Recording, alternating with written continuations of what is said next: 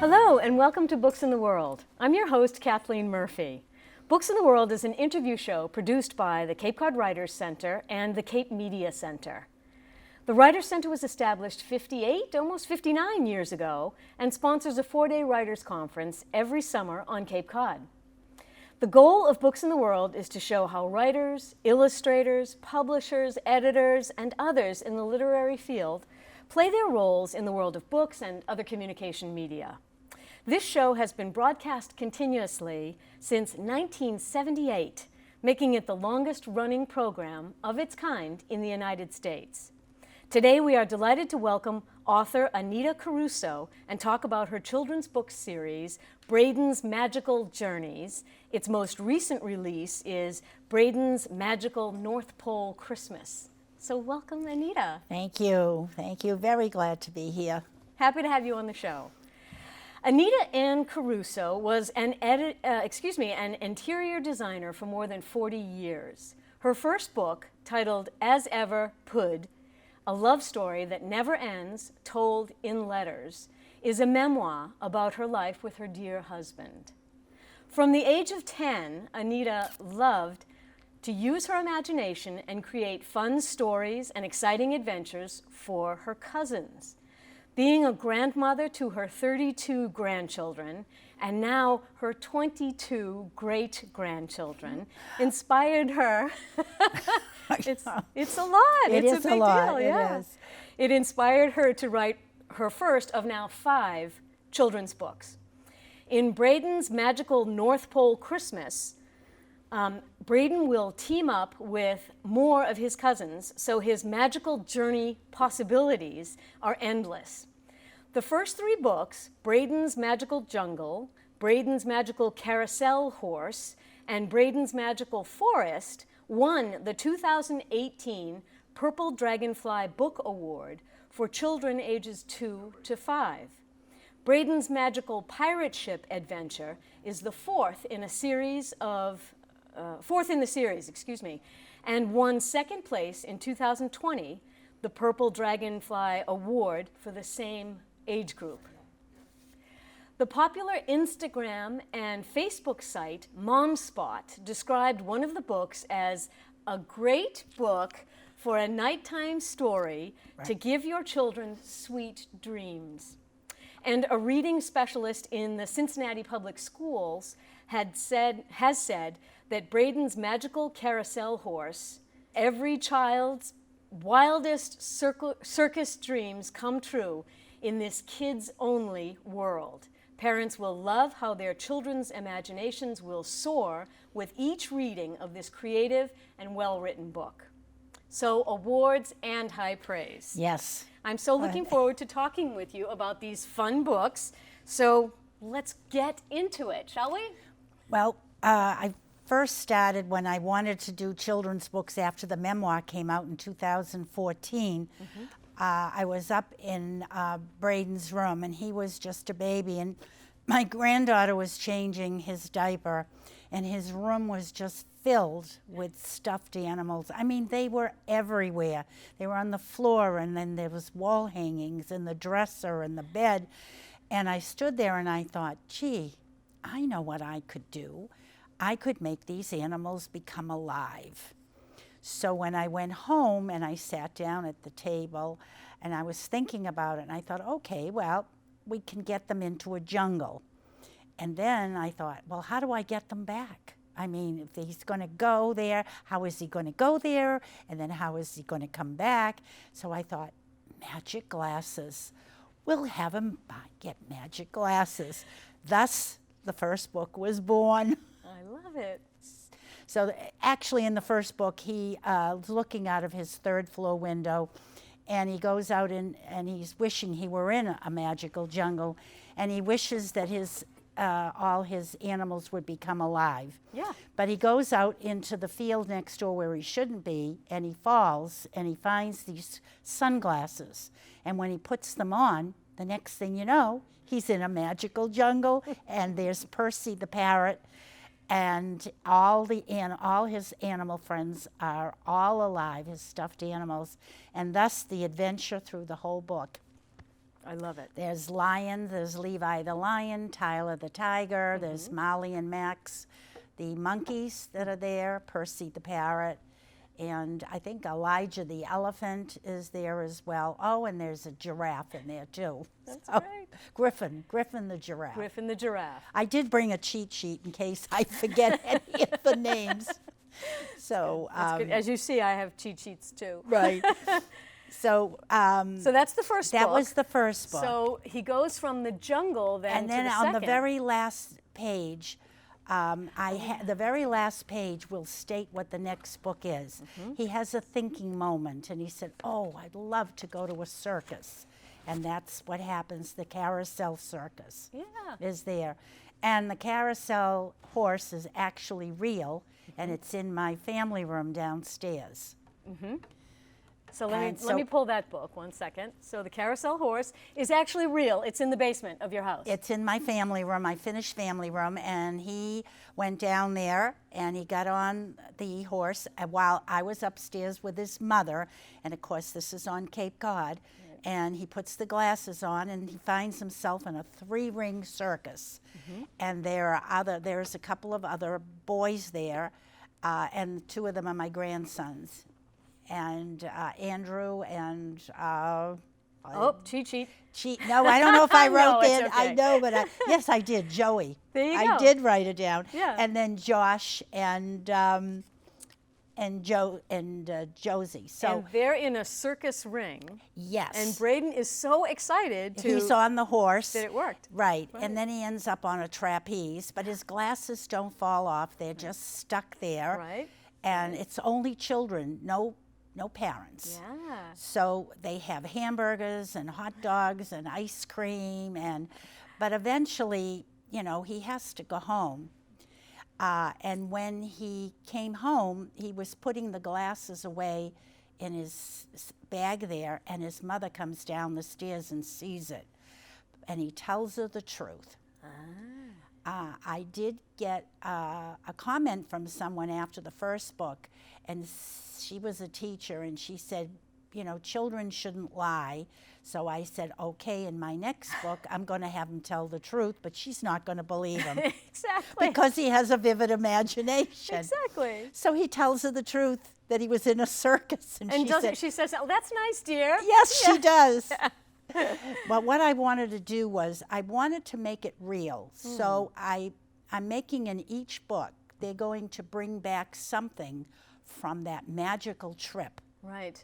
To prove that he was actually there, and the Yes. reader will have to find what he brought back Right, in the illustrations. in the illustrations. illustrations, Yes, they will yes. have to find. Fantastic.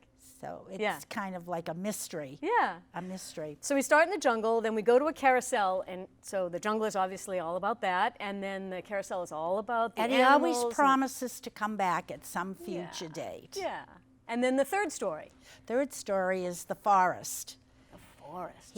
His father builds him a treehouse, and he goes up there and he puts the glasses on, and he ends up in a magical forest, but he doesn't have stairs like he had to go up on his.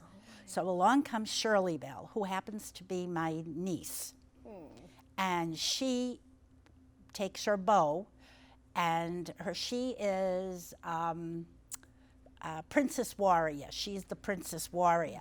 So she puts her bow, and the stairs come, and she said, we have to rescue the princess. She's run away from the castle. So he says, we'll go. And then they meet Dylan the dragon, who is in purple and yellow, and he's a friendly dragon.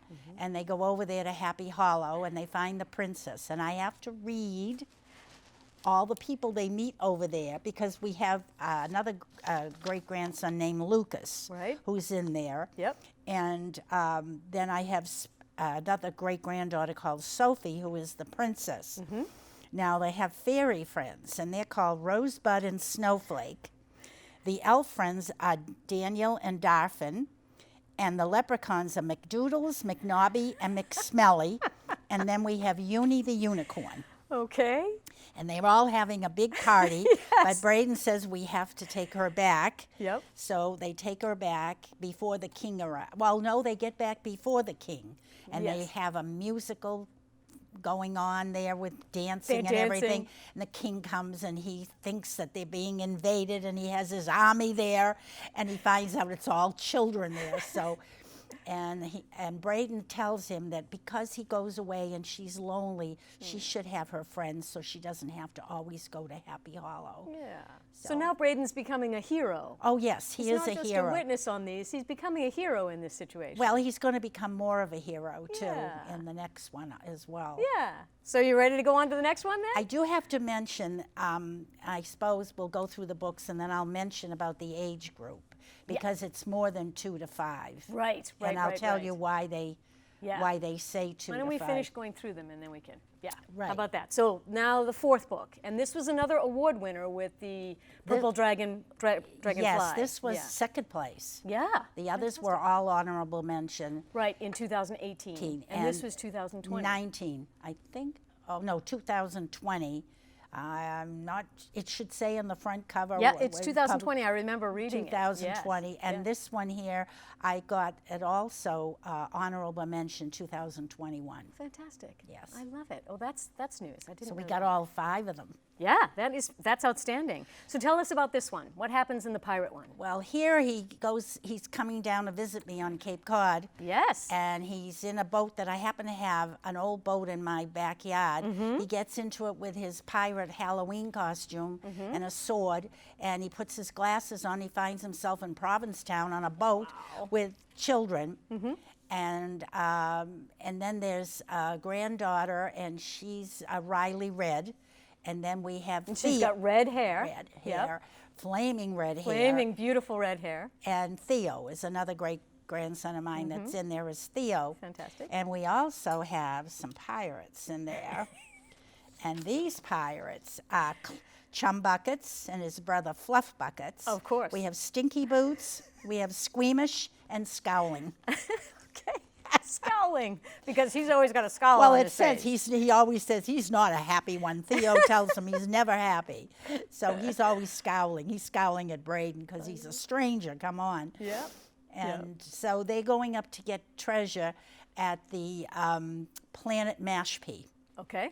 So they're actually going to not, instead of being on the sea with the pirate boat. No, they're going up. They're going up into the air with the pirate boat. They're going up to the planet Mashpee. Yes. And they have to get buried treasure that was taken by some really funny-looking green people. Exactly. So there they are going up there to the planet Mashpee. And, of course, Brayden's the one that finds the treasure.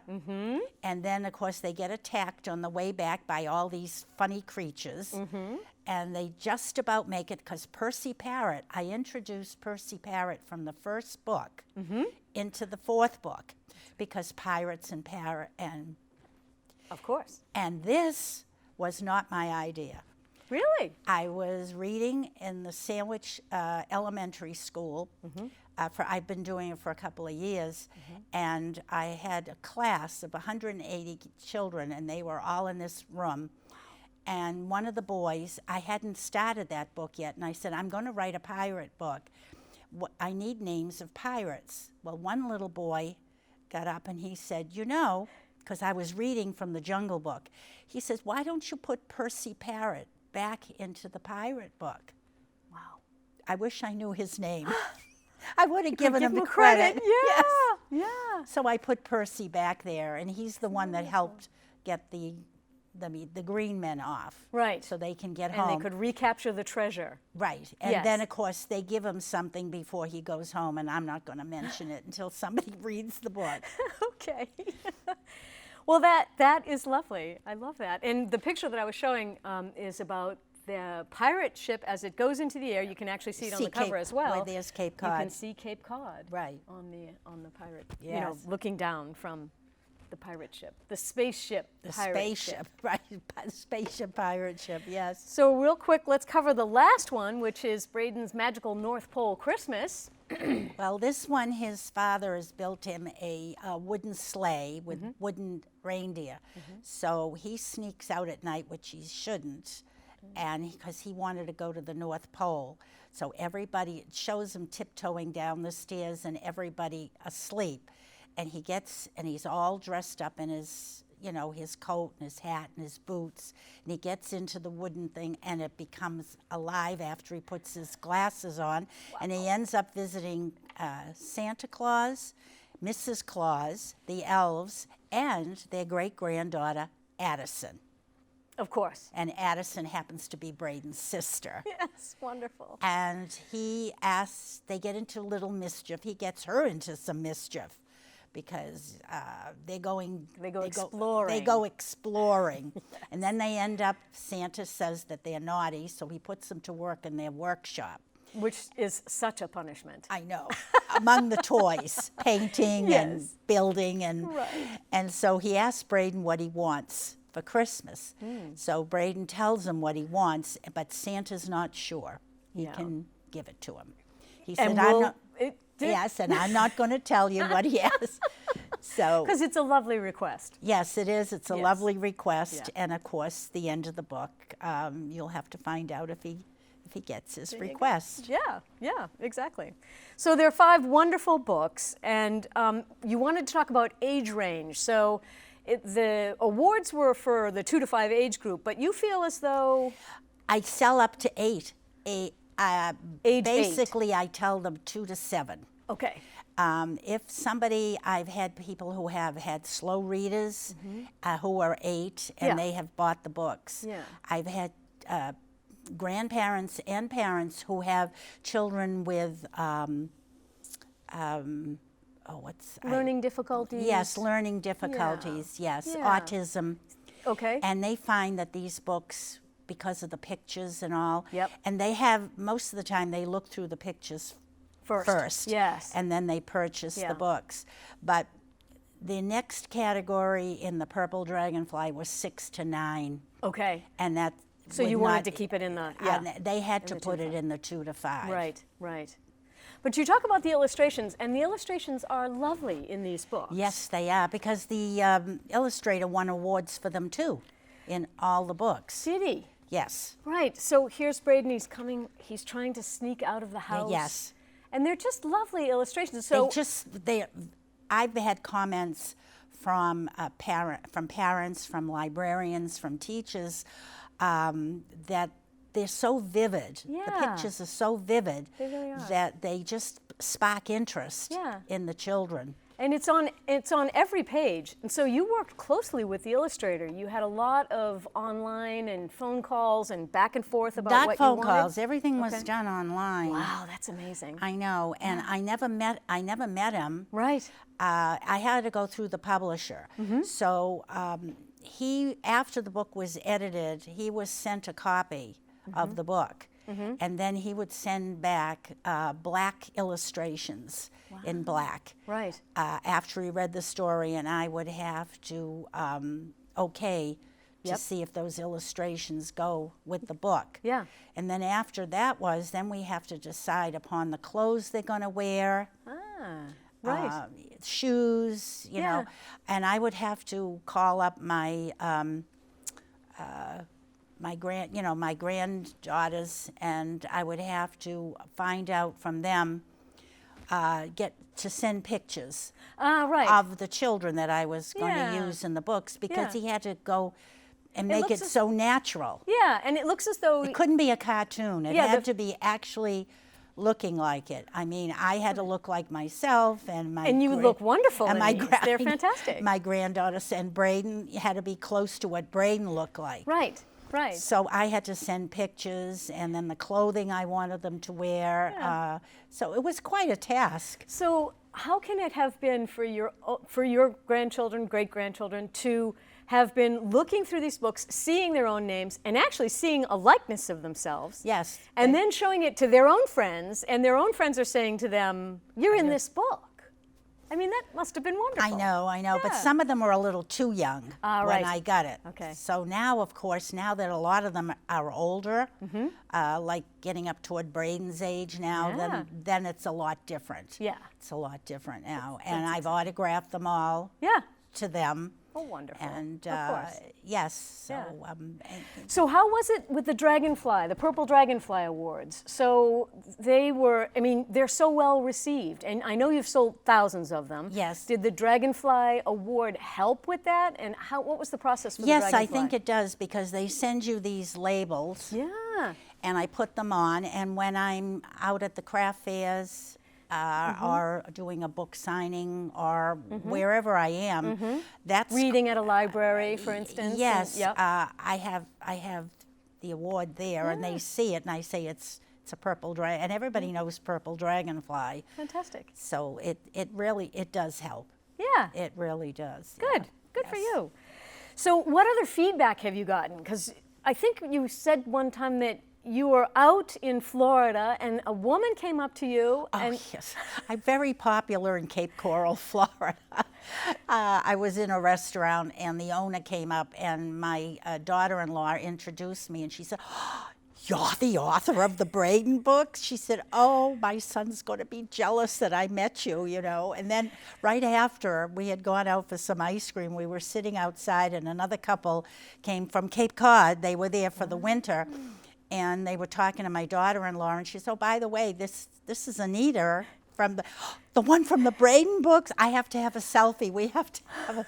I've had people stop me and do that even up here, so it's kind of nice. yeah, it is. It's excellent. It is. It's kind of nice. Yeah. It's wonderful. So are you thinking about another book, or do you have ideas Well, if for I another book? do. I'm thinking of the age too at this point. Right. And I'm thinking also of trying to get, marketing is very hard. There are thousands and thousands of children's books out there. Yeah. And so to get it so that everybody can read the series, I really want to push the 5 books. Yeah. That's what I want to do. But if Yeah. I do any, I'm going to make him older now, him and Addison, probably the older range, 9, 10 years old, Okay. Nice. and do a different concept. And maybe Brayden himself will have some input on what he'd like you to write about next. I know I'm going to have to now that he's Yeah. 9. He just turned 9, so Yeah. we're probably going to talk. I'm going to see him this weekend, Great. so we'll talk about it and Oh, see if he wonderful. has any ideas. That's great. I love it. He's quite a smart boy. Oh, well, of course he is. He's had books written about him. I know, and he tells his friends too. Does he? Yeah, he does. He That's tells his great. friends about him. That's great. So this summer, will you be doing any library readings or? I'm full of craft fairs. Full of craft fairs? Yes. Yes, okay, First good. one is Brewster and Bloom, which Great. is, I think it's next weekend Yeah. at the Drummer Boy. So that will That's be a Saturday April. and Yep. Yep. Saturday and Sunday. Yep. I think I'm going to be at the Howard Congregational Church on the Nice. 28th, but the 24th I just signed up for the Massachusetts Library Association. Is being sponsored by the Sandwich Alliance. Okay. And it's going to be at the conference center in Hyannis. And I'm that'll be fun. I'm going to do a couple hours in an afternoon Great. up there, and then I think I'm booked for some Julys, the Howard Cranberry Festivals, Yeah. about 2 or 3 of those. There are great festivals on the Yes, Cape. they are. And it's wonderful that they feature local artists. Yes, they do. Yeah. So yeah, I think it's going to be a full summer. I know that there's a difference with buying your book directly through you. So your website is? AnitaCarusoBooks.com. Right, okay. I'm a little lax on everything is on there that you want to know about me, but I don't put current information on there as I do mostly on Facebook. Okay. So Facebook is the better Yes. one. Right. Yeah, I do And I that. And understand- Instagram. Right, so, and Instagram, yes. okay. And they're on Amazon They're on Amazon.com and BarnesandNoble.com. and BarnesandNobles.com, okay. I do have, I have a display, a special display at Cape Cod Toy Chest Oh, in West nice. Yarmouth. Oh, great. And I give him the glasses. We didn't talk, the magic Yeah, glasses. we haven't talked about the magic glasses. But so they know about them. Yes, they do. That they do. I'm not going to put them on yet, though. Not yet. Okay, no. not yet. But these magic glasses come if you order the book through Me. your website or if you go to the Cape Cod Toy Chest. Because it's very hard for a bookstore or a library or anybody else to be carrying these glasses, but because he's a toy store and not just a bookstore, then he's offered to do that for me. Which is lovely. Which is great because it promotes my books. Absolutely. You buy the books, you get the magic glasses. You get the magic glasses. So he makes a sale, I make a sale. It's a great deal all around. And it just is a great reminder of how Brayden makes the magic happen in these books. Right. That it's this item that he stumbled across in the first book, and it is a great theme to carry it through to all of the books. All the way through. All of the books. It's true. I'm also in Kit and Caboodle in Orleans as well. Great. It's a children's clothing store. Yes. So I'm in that. And of course you can go to any library, you can go to any bookstore on the Cape and ask for my book because they can order it. Right, right, which is fantastic. Yeah, they can order it. So you can get it anywhere. Very good. So the kids that are interested in this are from up to 8 years old. Yes. The illustrations are absolutely fabulous. I mean, they're just fun adventures. Right. And they do encourage imagination, and that's what we need today. Yes. There's so much going on in this world today. Right. And there are books written about everything that there is. It could be brushing your teeth or depression, which are very, very important. Yes. But children need to have fun, and they've been so behind that, you know, with the Zoom and not being in class for a couple of years, that they just need to have imagination and let it soar. And I'm so glad you mentioned that, because that was great that the Cincinnati, the book reviewer? No, she was a guidance counselor and a reading counselor. Yes. But I've got plenty of those too. I've had, I entered another contest with Purple Dragonfly, and they, it was something that the teachers and librarians signed up to do. Right. And the idea of it was to read my books, and they could ask for one or all of them, but they had to give a review. Right, okay. 2 story monsters. And I would send letters to them out when I sent them the books online. Yep. And then I asked them if they would do Facebook as well. Right. And go on Amazon and give the review. And I got a lot of reviews from them that way. And a lot of good feedback, Yeah, mostly the librarians, and they were all teachers. Yeah, fantastic. And they loved it. And they told about how they read it to their children. And one has reading them in class. And so they gave me all these reviews. Fantastic. So I was very happy with that. Well, we're running out of time. So I just want to thank you again for coming on the show and for showing us all of these wonderful books and for writing them and for being so creative and for sparking imagination in people. Oh, I enjoyed every minute of it. Good, good, I'm glad. So if you've enjoyed this video and you'd like to see more, you'll find links to them through our website, CapeCodWritersCenter.org, through our Facebook page, and on YouTube. Thank you again for watching Books in the World.